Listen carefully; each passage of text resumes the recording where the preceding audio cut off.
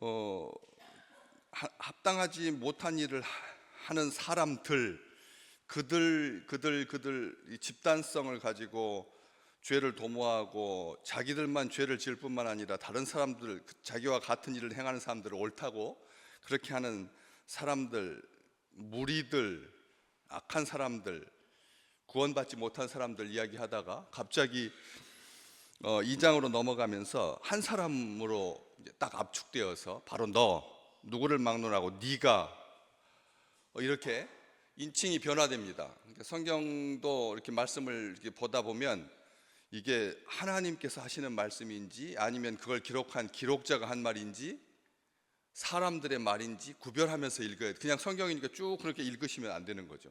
그래서 위에 분명히 시작은 집단 복수 형태의 무리들을 상대로 하다가 2장으로 넘어가면서 바울은 아주 압축해서 말을 하고 있습니다. 특별하게 첫 번째로 우리 개인 자기 스스로에게 살필 수 있게 하는 거예요. 남을 판단하는 사람아, 이렇게 사람 호칭을 바울은 주로 호칭할 때 형제들아, 사랑하는 자들아 이렇게 표현하는데 여기에서는 굉장히 이제 이 남을 판단하는 사람아 이 표현은 굉장히 엄중한 표현이고요. 엄중한 표현이고 그냥 모든 것이 좋다 하지 아니하고 그런 것 잘못된 것에 대해서는 딱 정확하게 그 사람이 뭘 하는 사람인지 그것도 판단하는 사람이라고 되어 있습니다. 판단하는 사람. 이 세상에 직업이 그 사람의 정체성이 판단하는 사람이라고 하는 평가를 받는다라고 하는 것이 우리가 그런 건 없잖아요, 세상에는. 왜냐하면 모든 사람들이 살다 보면 남을 판단하기도 하고 하니까 그렇기 때문에 이렇게는 안 부르거든요. 그런데 바울은 딱 남을 판단하는 사람아 이렇게 아예 못을 받고 있는 거예요. 판단하는 사람. 한두 번 한 것이 아니라 그 사람의 삶의 전부가 판단하는 걸로 규정된, 이거 사실 굉장히 무서운 말이죠, 사실은. 우리가 이게 우리 스스로 자주 판단하는 건 압니다. 다른 사람 얼마나 쉽게 판단하는데요. 그렇게 판단하잖아요. 사람을 판단합니다. 쉬워 보이는 사람, 어려워 보이는 사람, 고집이 센 사람, 굳은 사람 얼마든지 평가할 수 있습니다. 그런데 그 판단이 이제 지속된다는 것, 습관화된다는 것, 아예 그 다음에 그 사람의 정체성이 된다는 것, 이게 아무것도 아닌 것 같아도 하다 보면 재밌거든요. 다른 사람 이렇게 판단하고 저렇게 판단해보고 이렇게 빗대어보고 저렇게 빗대어보고 이렇게 비추어보고 저렇게 비추어보고 하면서 사람을 들었다 놨다 하는 거, 이게 굉장히 이게 유혹인 거죠. 미혹인 겁니다. 그래서 이 사람을 판단하는 사람들한테 하나님이 너 왜 판단하느냐? 사람을 판단할 수 있는 분은 하나님밖에 안 계신다. 네가 재판장이냐? 이제 지금 그런 취지잖아요. 밑으로 쭉 보시면 그런 취지입니다. 3절 이런 일을 행하는 자를 판단하고 또 같은 일을 행하는 사람아 내가 하나님의 심판을 피할 줄 아느냐? 라고 하면서 이게 얼마나 위험한 건지를 잘 보여줍니다. 대부분 다른 사람들을 판단하실 때 어떻게 판단을 하게 되는데요? 교육받아서 판단합니까? 아닙니다. 다 자기 감정에 따라서 자기 경험에 따라서 판단하죠. 판단하는데 주로 판단하는 기준이 뭡니까? 외모로 판단하죠. 다 외모로 판단하잖아요. 사람을 판단할 때 외모로 판단합니다. 그리고 외모로 판단하는 게 긍정적이면 좋겠지만 대부분 다 부정적인 경우가 많죠. 외모로 판단한다라고 하는데 11절 말씀 보실래요? 11절 말씀 같이 읽겠습니다. 우리 하나님은 어떤 분이신데요? 외모로 사람을 판단하지 않는다라고 쓰지 않습니다. 외모로 사람을 취하지 않으신다 이렇게 말씀하고 계십니다. 하나님은 사람을 외모로 판단하고 그런 말을 하나님 앞에 쓸 수는 없는 거예요. 써서도 안 되는 거죠. 우리 하나님은 외모로 사람을 취하지 않으신다 이렇게 말하고 있는 것을 보면서 우리가 이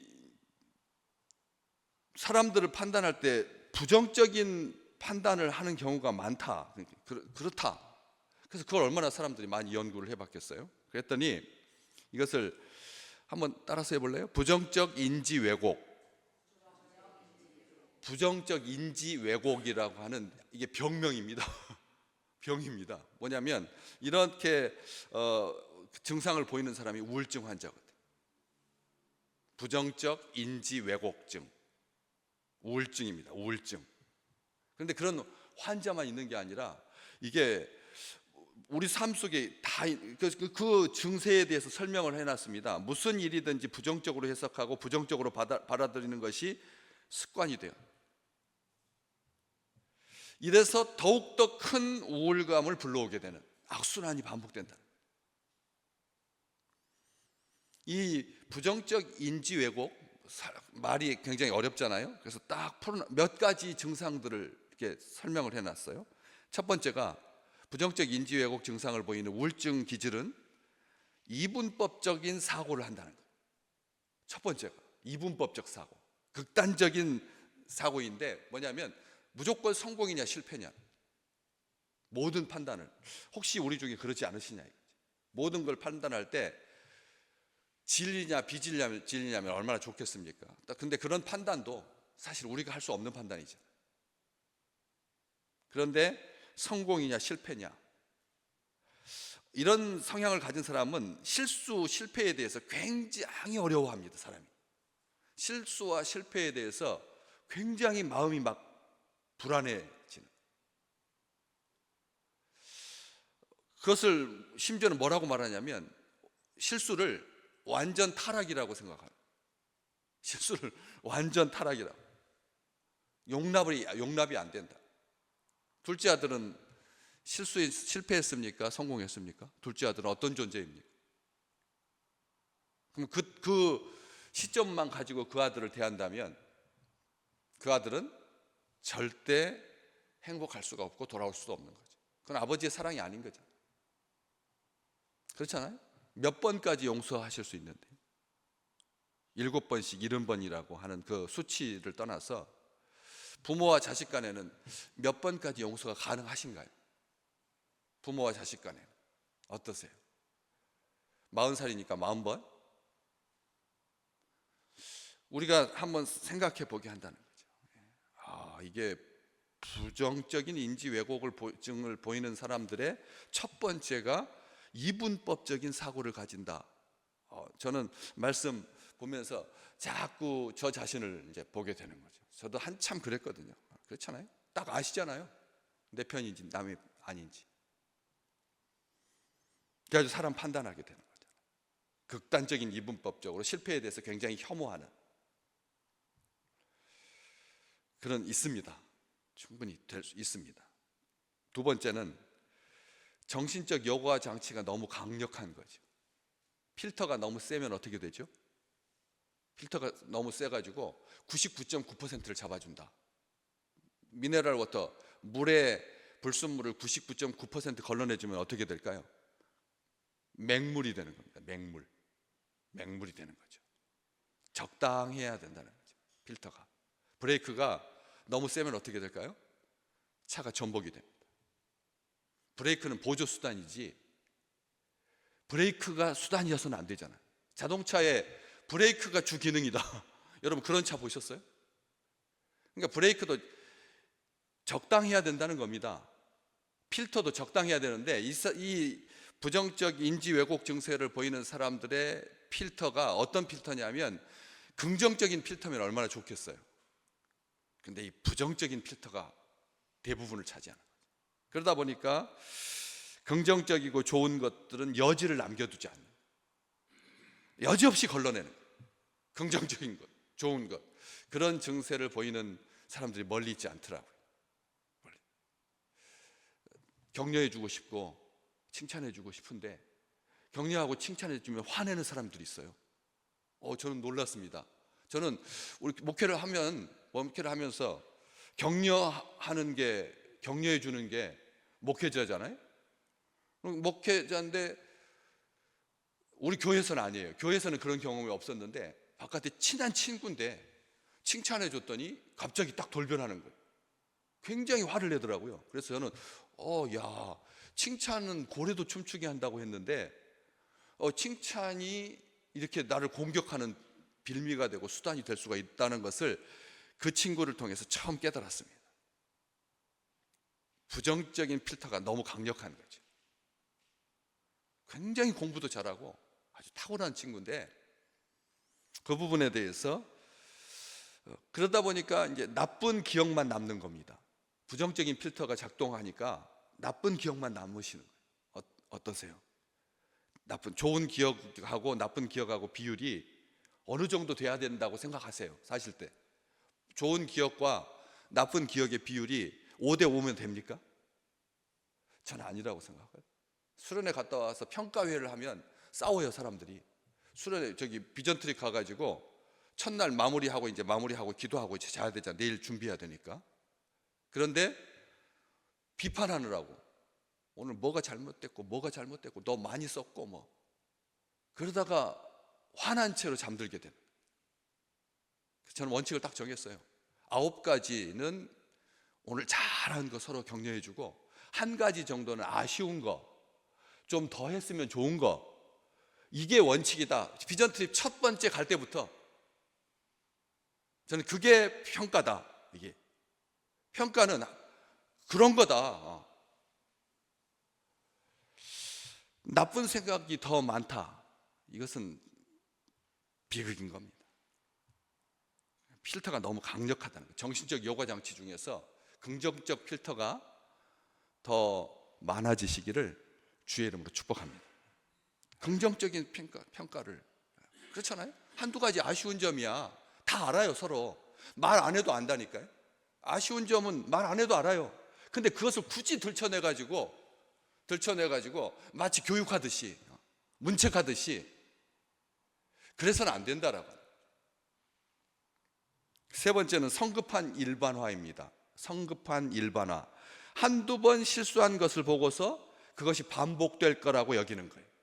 쟤는 내놓으면 항상 잘못하고 항상 실수한다. 1-2번 실수했는데, 그래서 이런 사람들이 자주 쓰는 말이 뭐냐면 항상, 늘, 이런 표현을 좋아합니다. 항상, 너는 항상 그 모양이야.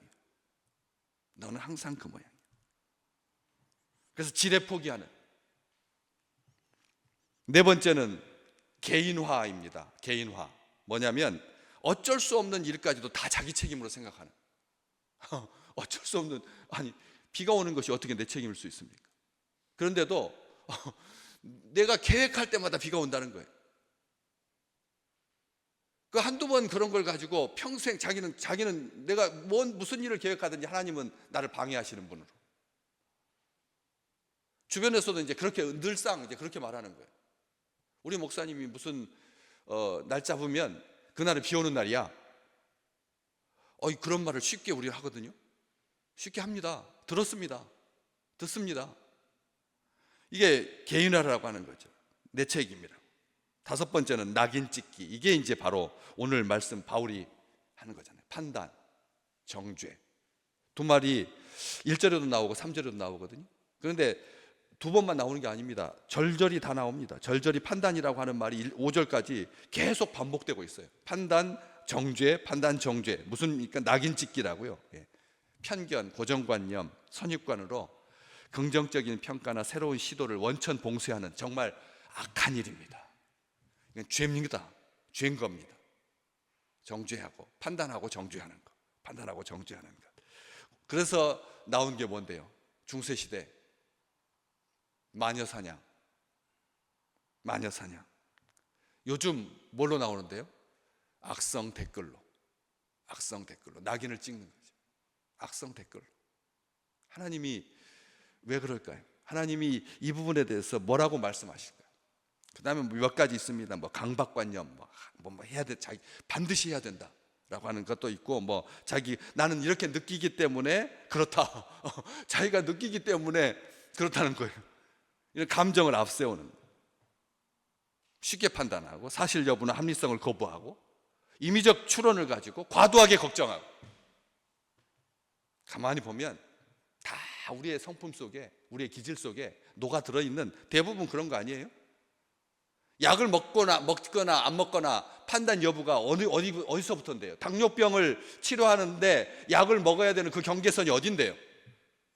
나라에서 수치를 이렇게 높여가지고 그 당뇨병 환자를 많이 양산해가지고 약을 투여할 거냐, 아니면 조금 낮춰가지고 할 거냐, 그 정치에 따라서 다 달라지는 거 아니에요, 판단의 잣대가.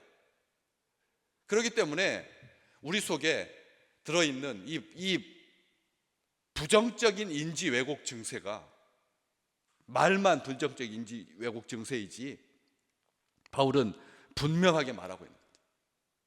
그렇지, 그러면 안 된다. 그러면 그렇게 나오고 쭉 나와잖아. 이런 일을 행하는 자에게는 하나님의 심판이 진리대로 되는 줄. 아무런 하나님의 은혜와 자비가, 긍휼이 그런 사람들한테는 하나님께서 허용하시지 않으신다. 여력이 없다는 거예요. 분명하게 말하고 있잖아요. 하나님의 심판을 피할 줄로 생각하느냐, 3절 말씀. 진노를, 그날에 임할 진노를 너에게 쌓는 거다, 5절 말씀.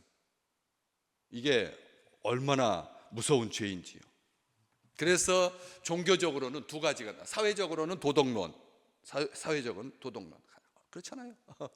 대통령이 말 한마디 해가지고 또 바뀌었어요. 대통령을 처벌하지 못하게 하는 법을 만들려다가 여당에서, 대통령이 임기 중에는 헌법에 보장돼 있다. 그 당연한 말인데, 그래가지고 다 취소됐어요. 그랬더니 또 야당에서 또 그걸 가지고 막 눈치 보는 거다. 직접 대통령이 해명하라. 이런 일들을 보면서 도덕론이 이 판단의 기준이 되는 거죠. 도전 기준 잣대가 여당이냐 야당이냐에 따라서, 야당일 때는 다 죄였는데 자기가 여당이 되면 다 로맨스가 되는. 종교적으로는 뭔데요? 율법주의가 있습니다. 율법주의가 한참 교회를 괴롭혔습니다. 교회가 태어날 때 율법주의가 얼마나 할례를 받아야 되느냐 말아야 돼요. 율법주의, 그 중에서 우리 주님께서 지적하셨죠. 바리새인, 그 사람이 다른 사람, 곧 자기가 말해요. 자기가 길 어귀에 서가지고 큰 소리로 말해요. 하늘을 우러러서 하나님의 임재하신 하나님께서, 주님이 우편에 계신 그런 스데반이 봤던 그런 하나님 하늘을 본 게 아니라 그냥 공허한 하늘을 우러러 보면서 다른 사람들, 뭐한 사람들, 토색, 불의, 간음하는 자들과 나는 같지 아니하고 이 세리와 같지 않으니 하나님을 감사합니다. 누가복음 18장 11절 말씀. 다른 사람을 판단하는 거죠. 다른 사람들과 같지 않다고. 종교적으로 우리가 얼마나 남을 쉽게 판단하는지 제가 늘 당부드립니다. 새벽기도파, 비새벽기도파. 새벽기도 참석하는 사람은 선한 사람이고 의인이고, 참석하지 않은 사람하고는 인생을 논할 필요가 없는, 충분히 의가 될 수 있거든요. 내가 새벽을 깨우는 자들인데. 세리는 뭐라고 했죠? 자랑할 것이 하나도 없습니다. 남을 판단할 여력이 없습니다. 그렇기 때문에 다만 가슴을 치며 멀찌감치 서서 뭐라고 하는데요? 불쌍히 여겨주십시오. 하나님, 불쌍히 여겨주십시오. 나는 죄인입니다. 판단하지 않는 자세입니다. 오늘 또 남에게 엄격하고 자기에게 관대한 그런 인생이 아니라, 자기 기준으로 행하는 것이 아니라, 에베소서 4장 23절 있잖아요. 서로 인자하게 하라. 서로 인자하게 대하자. 믿음의 식구들은 서로 어떻게 대하시라고요? 인자하게 대하고, 두 번째가 더 중요해. 불쌍히 여기고. 불쌍히 여기고. 세 번째, 서로 용서하기를. 서로 용서하라. 아니, 그렇잖아요. 믿음의 백성들인데 인자하게, 불쌍히 여기고 용서하라. 뭐같이? 하나님이 그리스도 안에서 우리를 용서하신 것 같이. 우리를 온전하게 용서해 주셨잖아요. 주님이 온전하게 용서해 주셨잖아요. 구원해 주셨잖아요. 그렇기 때문에 날썩에 하지 않았으면, 에베소 교회에 바울이 편지했던 것처럼 오늘 하루도 엉어리진 채, 자기 판단 때문에 극단적인 생각을 가지고 판단하지 아니하고, 정말 인자하고 불쌍히 여기고 용서하는 향기 가득한 귀한 날 되시기를 주의 이름으로 축복합니다.